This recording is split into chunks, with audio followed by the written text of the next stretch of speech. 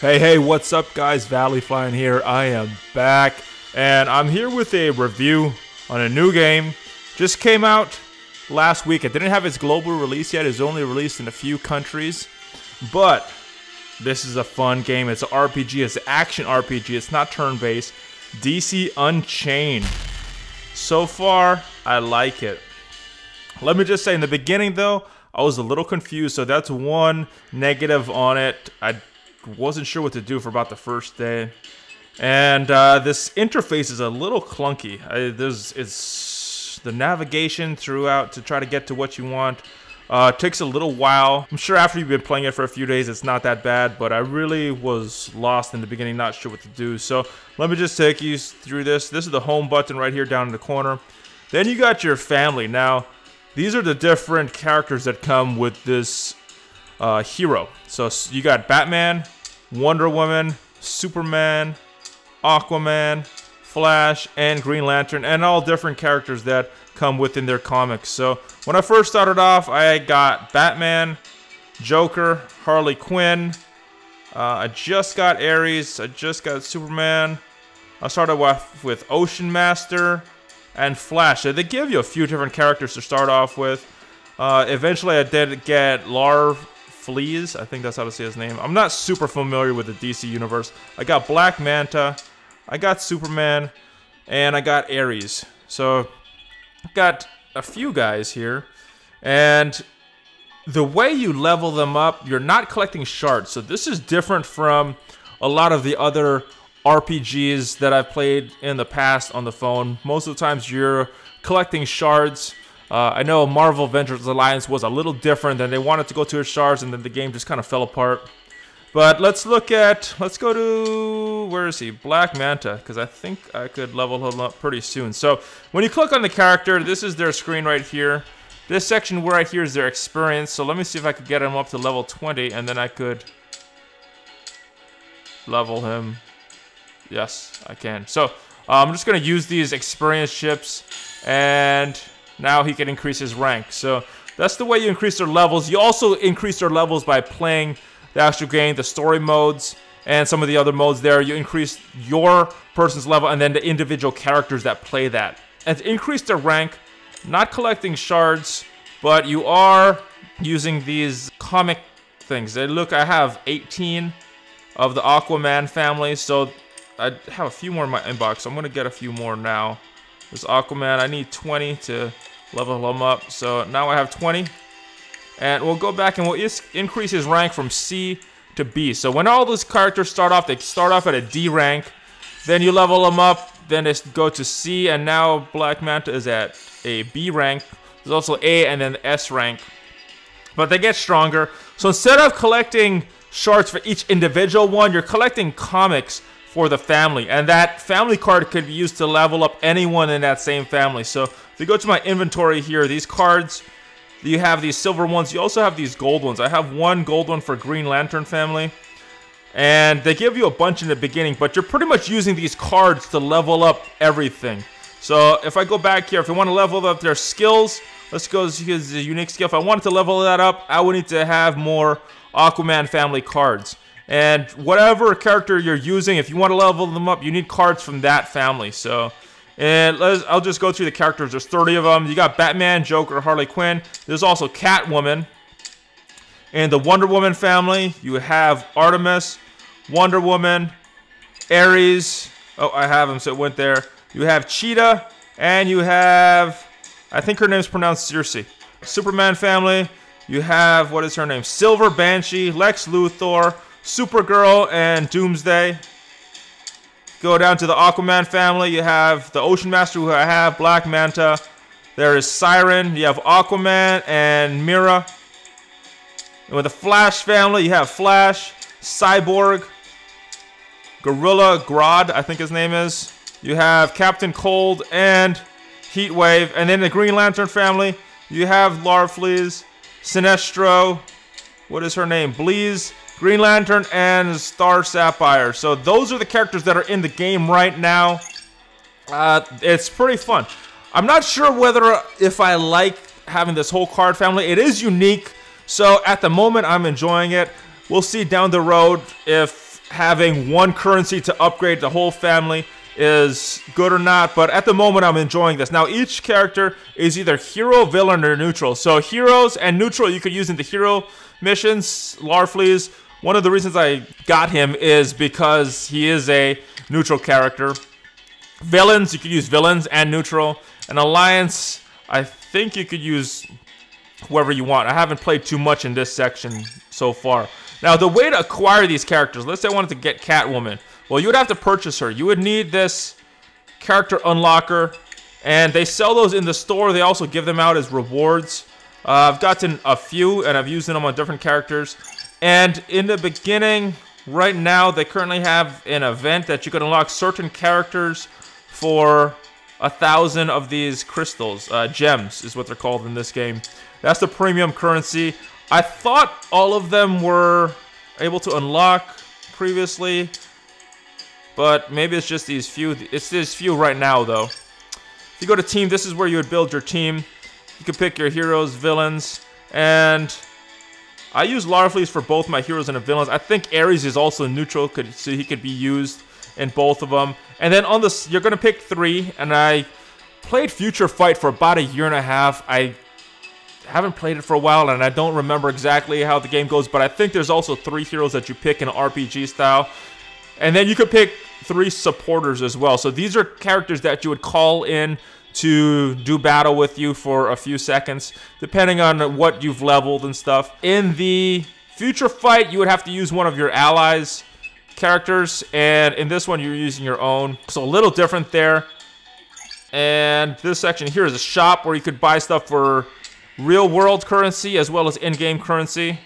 If you look right now, because I'm in the Singapore dollars, the character unlocker costs about $28, but with the starter pack you could get a character unlocker and some gems for only, I'm not sure what that is in the US, it's only $1.48 SGD.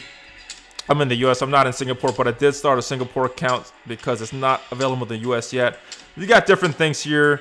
You could buy gold, you could buy skins, you could buy different products with your in-game gold, you could buy cards here. So that's the shop. Battle mode, this is their PvP. Now, for me, this was a big thumbs down. I didn't enjoy this because to find a battle, it took a long time. It took a few minutes just to find a battle, and when I finally get into the battle, most of the time it would disconnect immediately, so I wouldn't get to play it. So it's kind of like a big waste of time right now. Hopefully they will start to get more servers. It could be because I'm not in Asia. Maybe they're all people that want to play in Asia, and that's why I couldn't find a matchup for a while. But this PvP, I'm not liking it at the moment. Maybe when I get a little more leveled, it will be funner. But this needs some work. Now, let's move on to the missions. Now, this is where you're doing your PvE content. So you got story mode, Unchained. These are your main places you're gonna battle. And what you can do is auto the battle. So once you get in, you could do an auto battle. I haven't seen anything as far as sim yet. So hopefully that's something they'll add in the future, because this could be a huge time crunch if you're trying to do all these battles and you have to do them all manually. You got some other battles down here. Team training, where you get some experience. Simulation combat, where you get more in-game gold. Special missions, where you get more stamina to do more missions. This is like your energy in some of the other games. And vision quests, where you could get some cards there. So that's the PvE content. Now, it took me a little while to find out where to go into my settings. I didn't see anything on here, and that's because you have to click on this menu here, and then you could go into settings. A couple things that I do want to mention. I like to turn down the music. This is where you could turn it up and down. I'm usually playing my phone, so I keep it all the way down. And graphics. Now, this was really huge. Before, it was not on the power saving mode. After I got the power saving mode, used up a lot less battery, used it less quickly. And for some reason, my phone was getting really hot when I was playing this. I have an iPhone 6, so it's not the newest phone, but I never had a problem with any of the other games. This game just, I think it must use more resources or something, because my phone started to get really hot whenever I'd play this. I'm not sure if that's just me, because my phone is not super new, but I recommend turning this on to power saving mode. You won't get as high graphics, but most people play these kind of games because they like leveling characters and they like the grind, and not usually for the graphics. But everybody plays for different reasons. So this is the inbox. This is where you could get different things. Now, in the beginning, when I first started playing, they gave a bunch of different things. I didn't know how to use them, so I tried to leave them here as long as possible before I made a mistake in the game. I didn't want to spend it on a bad character or not use my in-game currency wisely, so I just left it here for a little while until I kind of got a little grasp. And your achievements. This is where you should be going a lot because they give a lot of stuff with these achievements. You got daily quests, you got achievements from the battles, you got achievements from characters, from doing story missions, from social. So when you do events with your guild or your friends, then you got this social event and different events. So this is like a login award. So if you've played Marvel Future Fight, they have those 7-day logins. They have those actually for a whole month in. They have those pretty much every day in Future Fight, but this is your login event. So this one's done in 7 days. Hopefully they have a new one coming up. Just, I enjoy those login rewards. Let's go back to the menu though. The other thing is the guild information is here. So there's no way, as far as I know, that you could get there from the main screen. You got to go to that menu screen there. And this is some of the people from my Future Fight Alliance. They started this guild. And you got your friends here. So one of the achievements that you're going to need to do is get friends. So this is where you go for your friends. And I think those are the ones that I use the most. Daily box, you get to do this once a day. I already did mine for today, so I can't get it. And that is pretty much it just for the interface. Let me take you through a battle. I'm going to go on a mission, and I'm going to do an easier mission just so it doesn't take as long. So I'm going to go this Chapter 2 here. I'm going to use some heroes so you can see these guys in action. I'll switch them up. But in general, I think this is a fun game. They do need to iron out a few kinks. I would like to see a sim. I usually skip all this stuff. I would like to see a sim mode added so I'm not sitting here on my phone or even simming it on my phone and draining the battery or having to leave it plugged in and let it get hot. But actually, since I switched to the power saving mode, my phone hasn't gotten as hot, so it's not using as many resources of the phone. Now, the way it works is you have your basic attacks, so very similar to Future Fight. You have some of these special attacks on the side here, and you have this dodge button, and the more you dodge, you see that 50% health. That actually gives health to everybody. So what I like to do if I'm running low on energy, I just switch up these characters. So he's not very low right now, but I'll switch to Flash, just so you can see how Flash plays. And obviously he's pretty fast. So they do these combos and they give achievements for those as well. Once he runs a little low on health, I'm just going to tag in Superman. Most of the time I'm just doing this on auto. Now you have your auto button up there and you have a way that you could replay the same mission with that endless loop over there. And I usually do that before I plug in my phone and just let it run for as long as it can while I'm going to sleep. Because it gives the characters experience, it gives your main account more experience, and it just builds them up in general. I like to do that. And Superman is dying a little bit. Let's get Larfleeze back in there just so you can check out a few of his skills. I do like this game. It's a change of pace. The actual gameplay itself is very similar to Future Fight. The interface and some of the ways they do things are a little different, and I think the learning curve is a little bit higher. I think their tutorial mode is a little lacking. I was kind of lost for the first few days. Just kept playing around with it, trying to figure out what was going on.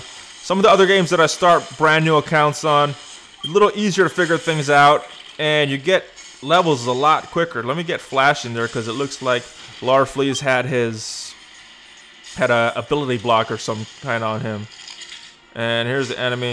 Like I said, I usually skip those, so maybe that's one reason why they didn't really know what I was doing in the beginning, because I skipped stuff. Actually, I skipped just the mission health here, but for the tutorial, I read stuff to try to figure out what was going on. There's a few new things that I'm not too familiar with because they weren't in past games that I've played. But let's switch him out here. I think Larfleeze is my strongest character at the moment. So let me get him in here.